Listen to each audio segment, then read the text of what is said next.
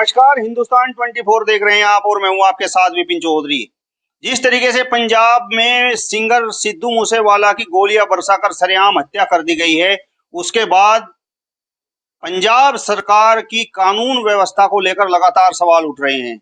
आज हमारे साथ आनंद स्वामी मौजूद हैं, इनसे बातचीत करेंगे और जानने का प्रयास करेंगे कि जिस तरीके से गायक सिद्धू मूसेवाला की हत्या सरेआम कर दी गई है, गोलियां बरसाई गई हैं, क्या उसके बाद मान लिया जाए कि पंजाब में कहीं ना कहीं कानून व्यवस्था ध्वस्त हो चली है। स्वामी जी, बहुत बहुत स्वागत करता हूं आपका हिंदुस्तान 24 पर। जी धन्यवाद विपिन जी, आपने बहुत अच्छा विषय यहाँ पर रखा है।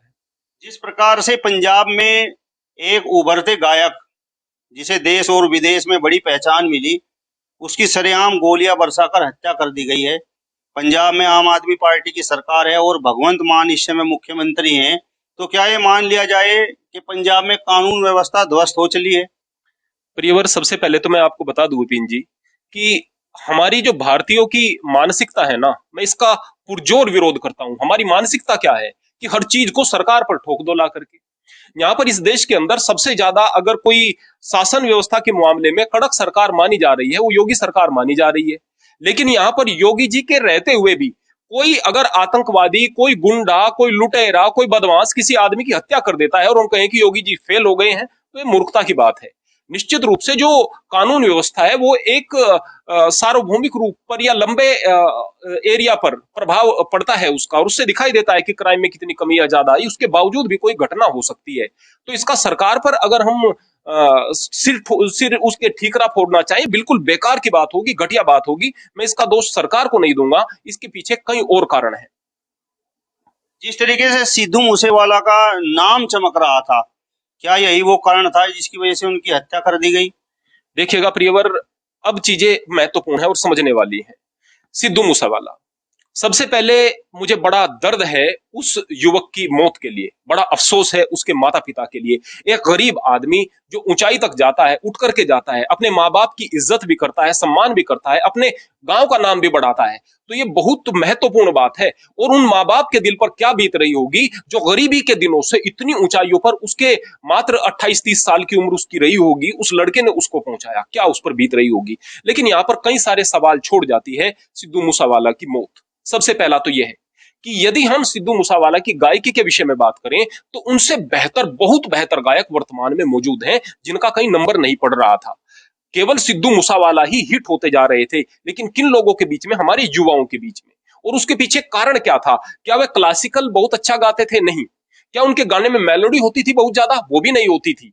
लेकिन उसके बावजूद पसंद इसलिए किया जाता था क्योंकि हमारे युवा जो है वो भ्रमित हो चुके हैं। उन्हें हथियार, रोब, दादागिरी, टशन, इन सारी की सारी चीजें जो कि उनके गानों में होती थी अच्छी लगती थी। बहुत सारे हथियारों की नुमाइश करना, बहुत सारी टशन वाली बातें करना, इससे समाज पर बुरा प्रभाव पड़ रहा था। और जो आदमी जिस तरह की बात सोचता है, ध्यान रखना विपिन जी, और मैं सभी से कहता हूं, मैं पूरे समाज से जिम्मेदारी के साथ कहना चाहता हूं, जिस तरह की बात आप करते हो, जिस तरह की बात आप सोचते हो, उसी तरह के आप होने लगते हो। कहीं ना कहीं आप उन्हीं चीजों से जुड़ने लगते हो, ना चाहते हुए भी जुड़ने लगते हो। जनता आपको जोड़ देती है, जनता आपको उसी चश्मे से देखना शुरू कर देती है। जब हम क्राइम से कहीं ना कहीं जुड़ने लगेंगे, डायरेक्ट या इनडायरेक्ट वे में जुड़ने लगेंगे, तो फिर परिणाम वही होगा जो कि सामने आप लोग देख सकते हैं। उनके पास लाइसेंसी हथियार भी थे, उनके पास पैसा भी था, पावर भी थी, सारी की सारी चीजें थी। मैं अपने युवाओं से कहना चाहता हूं जो बर्बाद हो रहे हैं इन चीजों के चक्कर में, बावजूद उसके वो नहीं बच सके हैं, चले गए हैं दुनिया से, इतनी सारी चीजें छोड़ करके चले गए हैं।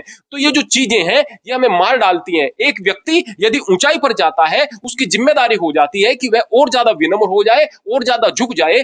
जिस तरीके से ऊंचाई पर कंवर गिरेवाल भी जा रहे हैं, भले ही उनकी फैन फॉलोइंग इतनी ज्यादा नहीं है, लेकिन बहुत सारे लोग जो उन्हें समझते हैं, वो किस तरह के गाने गा रहे हैं, किस तरह से क्या संदेश समाज को दे रहे हैं। सूफी गाने हैं, उनके अंदर एक भजन है, उनके गानों के अंदर ऐसा लगता है कि जैसे कि बहुत उत्कृष्ट भजन सुन रहे हैं।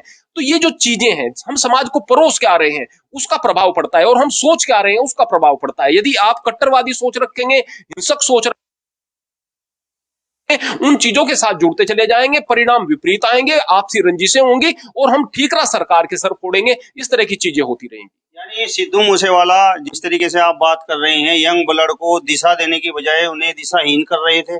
मैं ये नहीं कहूंगा कि वो जानबूझकर कर रहे थे, मैं कहूंगा कि एक नौजवान था, गांव से उठ करके या किसी स्थान से अपने उठ करके बेचारा गया है, कोशिशें की है, लेकिन वो खुद गुमराह हो गया था। वो जो चीजें, जिस तरह के गीत लिख रहा था, वो गीत निश्चित रूप से युवाओं को भी भ्रमित कर रहे थे, बर्बाद कर रहे थे। मैं अगर उनकी फैन फॉलोइंग के विषय में बात करूं, तो वो सारी की सारी वो जनरेशन थी जो 12-13 वर्ष की उम्र से लेकर के 20-22-25 साल तक की उम्र के लड़के होते हैं। यदि वो उन ऐसे हमारे जो दिशा देने वाले लोग हैं उनको मेंटर मानेंगे, अपना आदर्श मानेंगे, तो निश्चित रूप से उससे विपरीत प्रभाव पड़ेंगे। उससे देखो उनके जीवन पर भी बुरा प्रभाव पड़ा और हमारे युवाओं के जीवन पर भी बुरा प्रभाव पड़ रहा था। मैं उनके घर वालों के लिए, गांव वालों के लिए, परिवार वालों के लिए बहुत संवेदनाएं रखता हूं और सभी समाज के लोगों से यह कहना चाहता हूं कि सरकार पर इस बात का ठीकरा न फोड़ें और इस बात को समझें कि भाई अगर आप थोड़ी सी भी गलती जाने या अनजाने में कैसे भी करें, उसका परिणाम अच्छा नहीं होता है।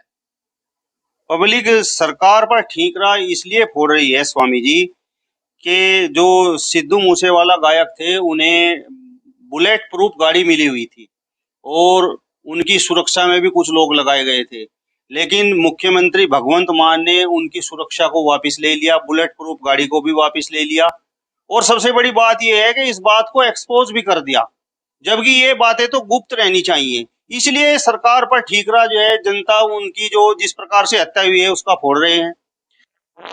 फिर से आपसे कहना चाहूंगा कि सिद्धू मूसेवाला को जो सिक्योरिटी मिली हुई थी उसके पीछे कारण क्या थे? कुछ कारण भी तो होने चाहिए ना। किसी व्यक्ति को यदि सिक्योरिटी मिल रही है तो या तो वो कोई बहुत बड़ा नेता हो या फिर कोई ऐसा व्यक्ति हो जो कि संवेदनशीलता की स्थिति में हो, यानी कि उस पर टेररिस्ट वगैरह अटैक कर सकते हो। उससे पहले कोई ऐसा मामला उन्होंने नहीं दर्शाया था कि मेरे जान को कुछ टेररिज्म इत्यादि से खतरा है। दूसरी बात, वो जो सिक्योरिटी मिली हुई थी उसके कारण कई ऐसे हो सकते हैं कि जिसको सिक्योरिटी को आगे कैरी फॉरवर्ड नहीं किया जाए। ये सरकार का अपना फैसला हो सकता है। रहा सवाल लीक होने का, अभी ज्ञानवापी के जो है वीडियो लीक हो गई है, किसने की, क्यों की, ये जरूरी थोड़ा है कि वो सरकार ने की है। तो मैं ये नहीं कहूंगा यहाँ पर भी कि वो सरकार ने कर दिया और मैं सरकार को क्लीन चिट भी नहीं दूंगा।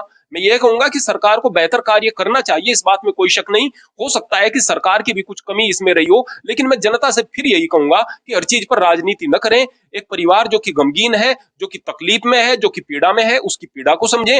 हर चीज को राजनीतिक मुद्दा आप न बनाएं। मैं तो केवल इतनी प्रार्थना करना चाहूंगा।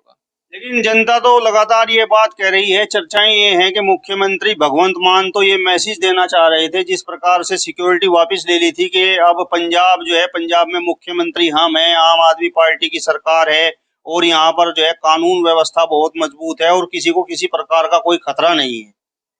मैं यहाँ पर कहना चाहूंगा कि मैं व्यक्तिगत तौर पर अगर कहूं तो मैं अरविंद केजरीवाल को पसंद नहीं करता, व्यक्तिगत तौर पर कहूं। और मैं यह भी नहीं कहता कि मैं आम आदमी पार्टी का समर्थक हूं, बिल्कुल समर्थक नहीं। और जहां पर विरोध करने की बात थी, विरोध भी की है। लेकिन जैसे ही यहाँ पर भगवंत मान आते हैं, मुझे नहीं पता कि वो शासन को संभाल पाएंगे या नहीं संभाल पाएंगे। मुझे लगता है कि शायद नहीं संभाल पाएंगे। नंबर एक, तजुर्बा नहीं है।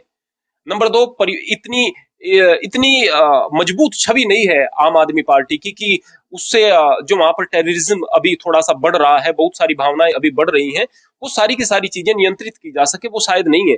लेकिन मैं एक और बात कहना चाहूंगा कि उन्होंने कुछ कदम उठाए थे। एक कदम यह उठाया था कि ट्रांसपेरेंसी हो, पारदर्शिता हो, भ्रष्टाचार इत्यादि से पंजाब मुक्त हो, खर्च में कमी हो, जो निरर्थक स्थानों पर खर्च हो रहा है उसमें कमी हो। अब अगर हम सिक्योरिटी देने की बात करेंगे, सभी लोगों को सिक्योरिटी दी जाएगी, बहुत सारे लोगों को सिक्योरिटी दी जाएगी, बहुत सारा खर्च होगा, या फिर हम ट्रांसपेरेंसी नहीं लेकर के आएंगे तो फिर हम भ्रष्टाचार मुक्त समाज की कल्पना नहीं कर सकते।